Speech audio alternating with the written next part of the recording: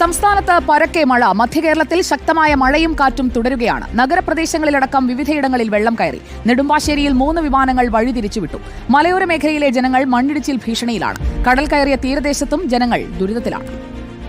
എല്ലാ ജില്ലകളിലും orange alert നിലനിൽക്കുന്ന മധ്യകേരളത്തിൽ ഇന്ന് കനത്ത മഴയാണ് പെയ്യുന്നത്. കൊച്ചി നഗരത്തിൽ MG റോഡിലടക്കം വെള്ളക്കെട്ട് രൂക്ഷമായതോടെ ഗതാഗതം സ്തംഭിച്ചു.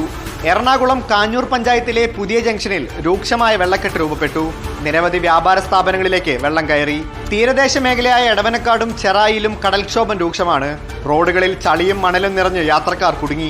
എറണാകുളം ജില്ലയിലെ മലയോര മേഖലകളിലൂടെയുള്ള രാത്രികാല സഞ്ചാരം നിരോധിച്ചു. കോട്ടയത്ത് മറ്റക്കരയിലും സൗത്ത് പാമ്പാടിയിലും വീടുകൾക്ക് മുകളിലേക്ക് മരം കടപുഴകി വീണു. വൈക്കത്ത് സബ് രജിസ്ട്രാർ ഓഫീസിന്റെ മുകളിലേക്ക് മരം വീണ് നാശനഷ്ടമുണ്ടായി. കോട്ടയം ജില്ലയിൽ 4 കുടുംബങ്ങളിലെ 19 പേരാണ് 2 ദുരിതാശ്വാസ ക്യാമ്പുകളിലായി കഴിയുന്നത്. തൃശൂർ മലക്കപ്പാറ റൂട്ടിലും മരം കടപുഴകി വീണ് ഗതാഗതം തടസ്സപ്പെട്ടു.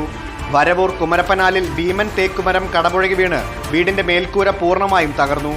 ആലപ്പുഴ ജില്ലയുടെ കിഴക്കൻ മേഖലയായ അപ്പർ കുട്ടനാട്ടിൽ പല വീടുകളും വെള്ളത്തിലാണ്. മാരാരിക്കുളത്തെ ശക്തമായ കാറ്റിൽ റെയിൽവേ ട്രാക്കിലേക്ക് മരം വീണ് ട്രെയിൻ ഗതാഗതം തടസ്സപ്പെട്ടു. കായംകുളം പെരുമ്പള്ളിയിൽ കടൽക്ഷോഭത്തെ തുടർന്ന് 3 വീടുകൾക്ക് കേടുപാടുകൾ സംഭവിച്ചു. റിപ്പോർട്ടർ, കൊച്ചി.